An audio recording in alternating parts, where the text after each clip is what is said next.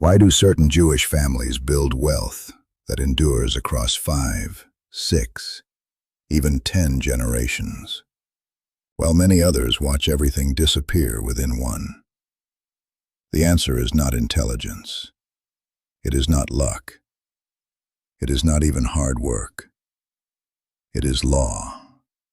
A law transmitted from father to son for more than 3,000 years. A law the wider world largely overlooks. It explains how someone who loses everything can rebuild within a few years, while others struggle their entire lives without success. This is the law of inheritance, and it is nothing like what most people imagine. Today I will unveil the 7 pillars of this ancestral framework. 7 enduring principles applied for millennia to help descendants avoid poverty. And understand this before we begin.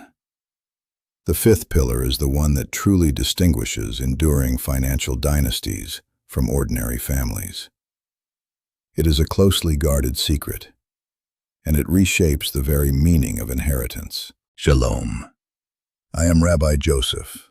For more than 20 years, I have studied the principles that enabled my people to endure and prosper through history's harshest trials.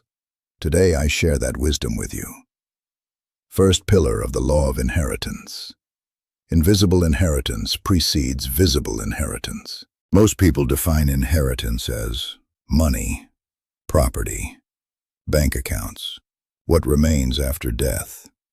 That definition is tragically incomplete.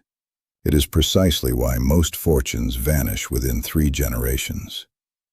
The Talmud teaches, "He who leaves money to a son without wisdom leaves a sword to a blind man." True inheritance is not material. It is unseen. It is mindset, beliefs about money, financial discipline, habits, and relationships. A child who inherits 1 million euros without inheriting the wisdom to manage it will lose that fortune. The pattern is clear. By the 2nd generation, most is gone. By the 3rd, nearly everything disappears. But a child who inherits a disciplined financial mindset can create wealth from nothing, because real capital lives in the mind, not the account. Consider the pragmatic reality. The Rothschild family did not pass on wealth alone. They transmitted education, principles, and worldview. That is why their fortune has endured for more than 200 years. By contrast, many lottery winners collapse financially within 5 years. They received money without receiving the invisible inheritance. Now the mathematics of impact. A parent who invests 10 euros in a child's financial education may create an advantage worth millions over a lifetime. A parent who leaves 100,000 euros without knowledge leaves a hidden risk. Second pillar of the law of inheritance. Wealth is built across 3 generations, not 1. Poverty thinks in the short term, paying this month's bills, surviving this year. Wealth thinks in generations. The Talmud teaches, when you plant a tree, think of the shade it will give your grandchildren. This perspective transforms every financial decision. When one thinks only of oneself, the focus is immediate comfort. When one thinks of grandchildren, the focus becomes building, investing, and sacrificing today for tomorrow. Jewish tradition emphasizes continuity from generation to generation. Each generation must leave more than it received, not for itself, but for those who follow. Consider the arithmetic. A person who invests a modest monthly sum beginning at age 30, earning 7% annually, accumulates roughly 350,000 euros by age 65. If that habit is transmitted to the next generation, and then again to the third, the family accumulates not only the original capital, but the compounded efforts of each generation. Over 3 generations, the result can exceed €1 million. No genius required, no luck, only continuity. Many families begin again from zero each generation. Others continue where the previous one ended. Third pillar of the law of inheritance. Teach a trade, not only diplomas. The Talmud states clearly, "He who does not teach his son a trade, teaches him theft." Though more than 2,000 years old, this insight remains strikingly relevant. Diplomas can lose relevance. Industries vanish. Jobs are automated. But the capacity to create value endures when continuously refined. Jewish families do not raise children merely to seek employment. They prepare them to create solutions, generate value, and remain indispensable.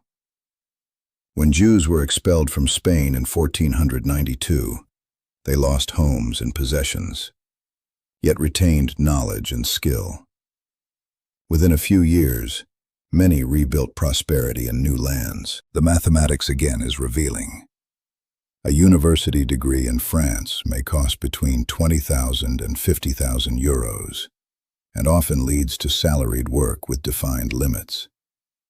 Intensive training in high-value skills, negotiation, sales, management, investing, may cost only a few €1,000s, while offering unlimited earning potential.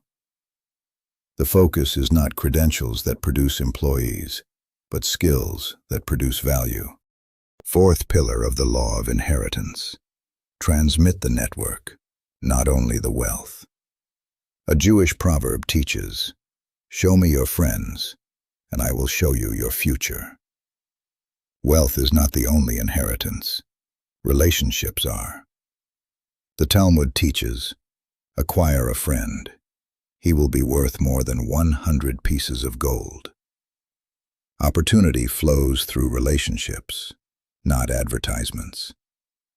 A young person entering business supported by a family network gains mentors, partners, investors, and clients from the beginning.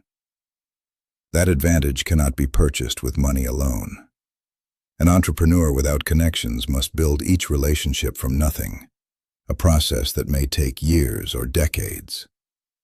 A network of 50 trusted relationships, each representing potential opportunities, carries immense value. And unlike money, a living network expands with time. Fifth pillar of the law of inheritance, the turning point. This principle distinguishes families that preserve wealth for centuries from those that lose everything within one generation. The Talmud teaches, "He who teaches his child to depend on him condemns him to poverty. He who teaches his child to surpass himself offers him eternal wealth." Inheritance, in its deepest sense, is not a transfer of possessions, but a transmission of power. The power to think, to build, to adapt, and to continue. Wealth that survives generations does not endure because it is large. It endures because it is structured, cultivated, and renewed through principles that outlive any single lifetime. When we step back and look at the pillars together, a pattern becomes clear. True inheritance begins long before money appears. It begins in the mind, in the habits formed quietly over years, in the discipline practiced when no one is watching. Material wealth is visible, measurable, and fragile. Invisible wealth, mindset, knowledge, resilience, relationships, is subtle, transferable, and enduring. Families that preserve prosperity do not simply give their children resources. They give them orientation. They give them a way of seeing the world. They give them the capacity to act when circumstances change. Because circumstances always change. History repeatedly demonstrates a simple truth. What can be taken away is never the ultimate foundation. Homes can be lost. Businesses can collapse. Economies can shift. But the individual who has inherited the ability to rebuild carries a form of wealth that cannot be confiscated. The first pillar reminds us that the most valuable inheritance cannot be seen. The second teaches patience across generations. The third anchors prosperity and capability rather than status. The fourth reveals that opportunity flows through trust and connection. And the fifth, the turning point, shows that the greatest gift is not support but strength, not protection but preparation, not comfort but capacity. When a generation teaches the next merely to preserve what exists, decline begins quietly. When a generation teaches the next to expand, refine, and surpass, continuity begins. Wealth that endures is not guarded, it is grown. Consider what happens when these principles are lived consistently.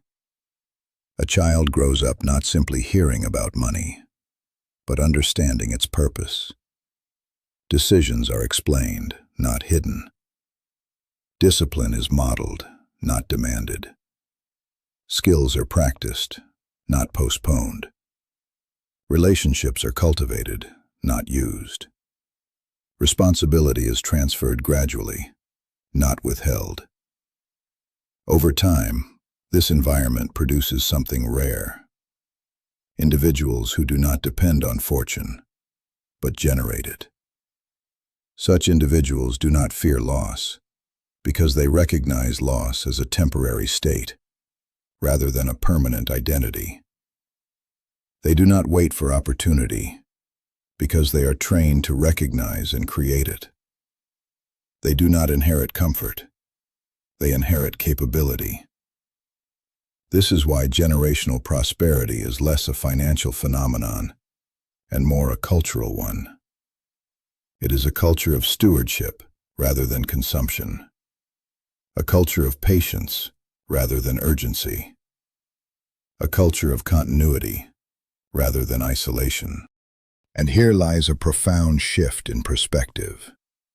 Inheritance is not an event that occurs at the end of a life. It is a process that unfolds throughout life.